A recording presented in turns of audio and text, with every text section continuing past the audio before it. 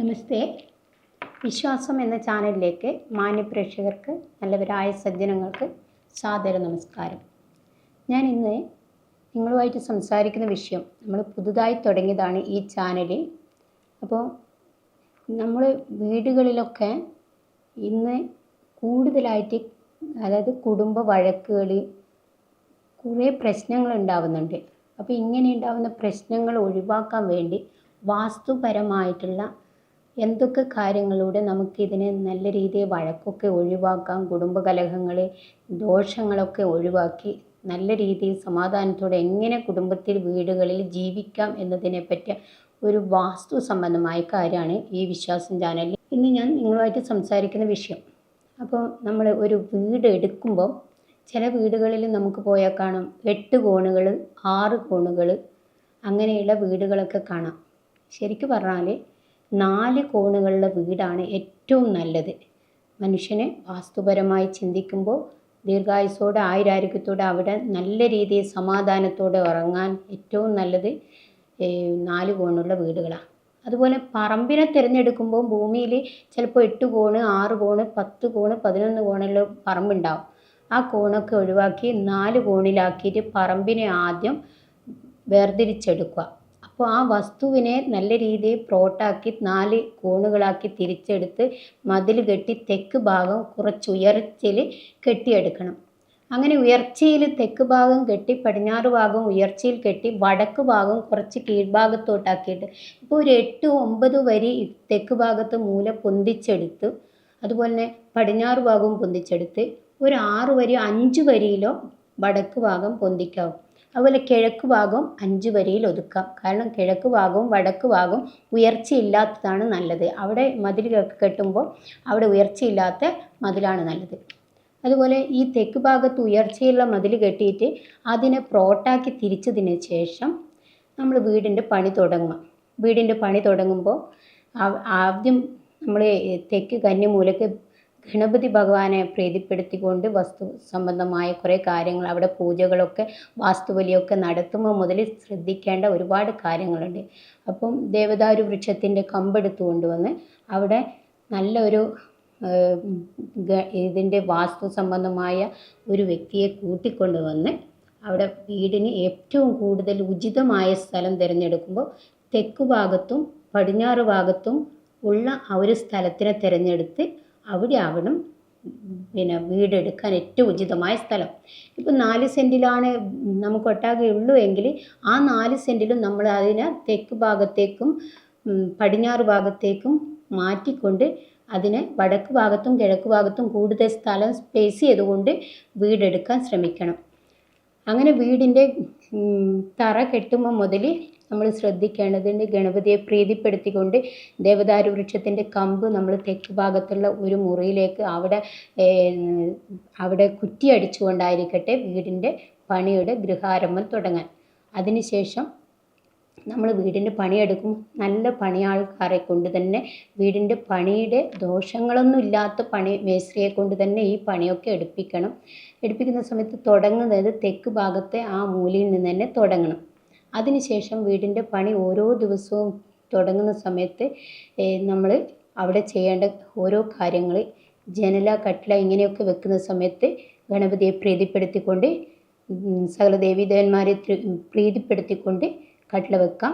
അങ്ങനെ ഓരോ കാര്യങ്ങളും നടന്ന് വീടിൻ്റെ മേൽക്കൂര പൂർത്തിയാകുന്ന സമയത്ത്, അല്ലെങ്കിൽ വീടിൻ്റെ പണി പൂർത്തിയാകുമ്പോഴേക്കും വാസ്തുവിൻ്റെ ദോഷമില്ലാത്ത രീതിയിലുള്ള നല്ലൊരു ഗൃഹം പണിയെടുക്കാം. അപ്പോൾ അതിൻ്റെ അകത്ത് കക്കൂസ് ടാങ്ക് എവിടെയൊക്കെ വരരുത് എന്നൊക്കെ ഉണ്ട്.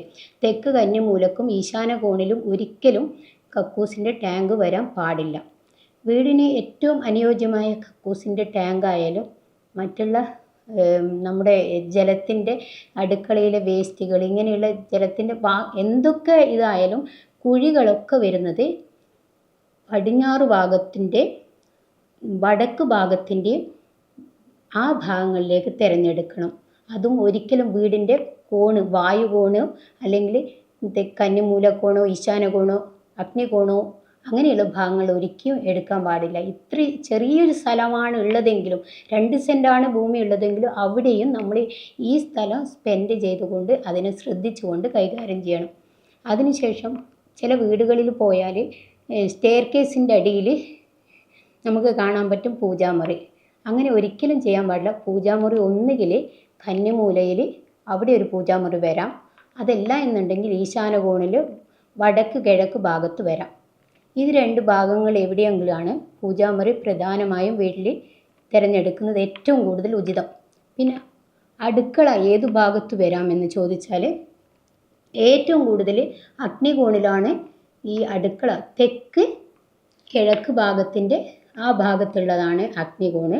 അവിടെ ആയിരിക്കണം അടുക്കള എപ്പോഴും പ്രധാനമായിട്ട് നോക്കേണ്ടത്. അപ്പോൾ അതിൻ്റെ വാട്ടർ കണക്ഷനൊക്കെ വടക്ക് കിഴക്ക് ഭാഗത്തേക്ക് വരിക. അഗ്നി മൂലയിൽ തന്നെ അഗ്നി അടുപ്പ് ഉണ്ടാവാനോ അല്ലെങ്കിൽ ഗ്യാസ് കണക്ഷൻ ഉണ്ടാവാനോ പ്രത്യേകം ശ്രദ്ധിക്കുക. പിന്നെ കിടപ്പുമുറി മാസ്റ്റർ ബെഡ്റൂം തെക്ക് പടിഞ്ഞാറ് മൂലയുള്ള ആ ഭാഗത്ത്, കന്നിമൂലയുള്ള ആ ഭാഗത്ത് തന്നെ മാസ്റ്റർ ബെഡ്റൂം പ്രധാനമായും പണിയാൻ ശ്രദ്ധിക്കുക. അതിൻ്റെ തന്നെ മുകളിലും ആ ഭാഗത്ത് തന്നെ ആയിരിക്കണം ശ്രദ്ധയോടെ മാസ്റ്റർ ബെഡ്റൂം. ഇതിൻ്റെ ഭാഗത്ത് ഒരിക്കലും ഞാൻ ഈ പറഞ്ഞ ഭാഗങ്ങളൊന്നും ടോയ്ലറ്റോ അങ്ങനെ കക്കൂസ് ടാങ്കോ വരാൻ ഒരിക്കലും പാടില്ല. മറ്റൊരു കാര്യം, നമ്മൾ ജനലിന് വെക്കുന്ന സമയത്ത് വീടിൻ്റെ ജനലുകളും വാതിലുകളും വെക്കുമ്പോൾ വീടിനെ 2ആക്കി തിരിക്കുക. നേരെ വഴി വരുന്ന സ്ഥലത്താണ് ഒരിക്കലും ഈ ജനലിൻ്റെയോ അതല്ലെങ്കിൽ കട്ടിളകളോ സ്ഥാപിക്കാൻ പാടില്ല.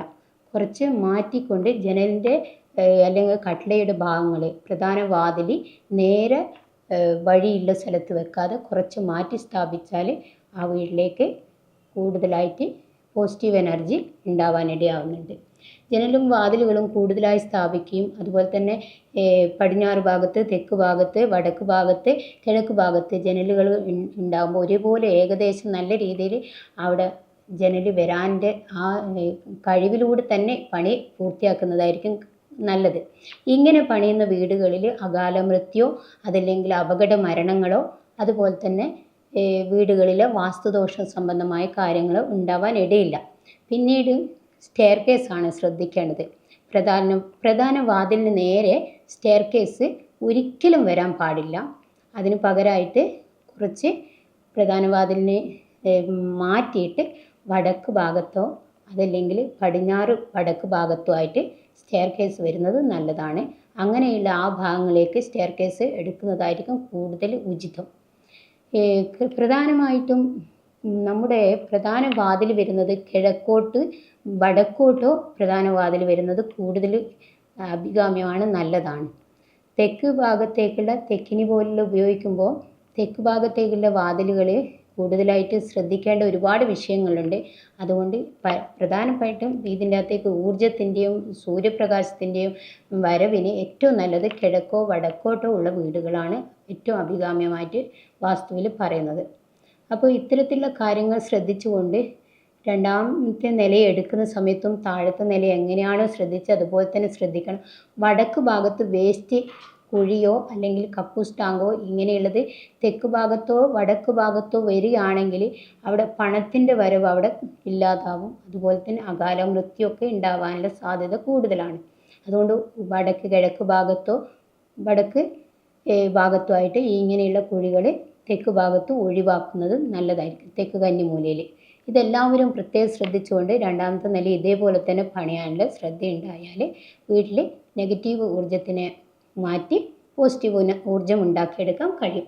അപ്പോൾ പിന്നീട് വരുന്നത് കല്ലുപ്പ് കൊണ്ടുള്ള പ്രയോഗങ്ങളാണ്. വീടിൻ്റെ പാല് കാച്ചലൊക്കെ നടക്കുന്ന സമയത്ത് നമ്മൾ മുഴുവനായിട്ടും പാല് ഒരു മൺകലത്തിൽ വെച്ച് പാല് കാച്ചുമ്പോൾ കിഴക്കോട്ടോ വടക്കോട്ടോ അത് തൂവി മറഞ്ഞു പോകുന്ന രീതിയിൽ പാല് കാച്ചിയെടുക്കുക. അതിനുശേഷം അത് കുറച്ച് കിണറിലോ അതല്ലെങ്കിൽ ഭൂമിയിലോ കൊണ്ട് ഒഴിച്ചതിന് ശേഷം നമ്മുടെ മറ്റുള്ള ബന്ധുക്കൾക്കൊക്കെ ആ പാല് കൊടുത്ത് ഭഗവാനെ പ്രീതിപ്പെടുത്തിയിട്ട് പാല് കൊടുത്ത് മുന്നോട്ട് പോകാം. ജീവിതത്തിൽ സർവൈശ്വര്യം ഉണ്ടാവും. പിന്നെ എനിക്ക് പറയാൻ പറ്റുന്നത് എന്താണെന്ന് വെച്ചാൽ ഇതിനകത്ത് നെഗറ്റീവ് എനർജി നമ്മൾ വീടുകളിൽ വലിയ വീടുകൾ ഉണ്ടാക്കിയെടുക്കും. പക്ഷേങ്കിൽ പത്രക്കെട്ടിൽ പൊടി ഉണ്ടാവും, കട്ടുമ്പിൽ പൊടി ഉണ്ടാവും, മേശയിലും മുഴുവനായിട്ടും വീടുകളിൽ മാറാലയൊക്കെ ഉണ്ടായി അവിടെയൊക്കെ പൊടികളുണ്ടായി വീട് ശരിക്കും വൃത്തിയാക്കാൻ പറ്റാത്തൊരവസ്ഥയുണ്ടാവും. അപ്പോൾ ഇങ്ങനെയുള്ളതിനെ പരമാവധി മാറ്റാൻ കക്കൂസിൽ ഒരു ഗ്ലാസ്സിലോ അല്ലെങ്കിൽ കോപ്പ എന്നൊക്കെ പറയുന്ന അങ്ങനെയുള്ള പാത്രങ്ങളിലോ ചില്ലുപ്പി ഗ്ലാസ് അല്ലെങ്കിൽ ചില്ല് കോപ്പ അങ്ങനെയുള്ള പാത്രങ്ങളിൽ നമ്മൾ ഉപ്പ് നിറച്ച് വെക്കുക. കല്ലുപ്പ് നിറച്ച് വെച്ചിട്ട് വീടിൻ്റെ എല്ലാ ഭാഗങ്ങളിലും ഈ ഗ്ലാസ്സുകളിൽ കല്ലുപ്പ് നിറച്ച് വെക്കുക. നിറച്ച് വെച്ചതിന് ശേഷം നമ്മൾ പിറ്റേ ദിവസം രാവിലെ അല്ലെങ്കിൽ 3 ദിവസം കഴിഞ്ഞിട്ടോ ഇത് നമ്മൾ നോക്കുമ്പോൾ മുഴുവനായിട്ടും കറുപ്പ് കലർന്ന് ഒരു വെള്ളമായിട്ട് മാറിയിട്ടുണ്ടാവും. അപ്പോൾ ഇത് പൂർണ്ണമായിട്ടും നമ്മളത് പുറത്തേക്ക് കളയണം. കളഞ്ഞതിന് ശേഷം വീണ്ടും ഉപ്പ് മാറ്റിയിട്ട് കല്ലുപ്പ് മാറ്റി വെച്ചാൽ നമുക്ക് ആ പറമ്പത്ത് അല്ലെ ആ വീടുകളിലുള്ള മുഴുവൻ ബാഡ് എനർജിയും മാറ്റി ഇത് ഉപ്പ് ശുദ്ധീകരിക്കുക. ആ വീട്ടിലെ വാസ്തു സംബന്ധമായിട്ടുള്ള നെഗറ്റീവ് എനർജി അത് മാറ്റിയെടുക്കാൻ പറ്റും. അത് ഒരു സയൻറ്റിഫിക്കായിട്ട് നമുക്ക് അത് നമ്മൾ നേരിട്ട് കാണുമ്പോഴേ നമുക്ക് മനസ്സിലാവും ഇത്രമാത്രം മുറികളിൽ അലങ്കോലപ്പെട്ടിട്ടുണ്ടായിരുന്നു എന്ന്.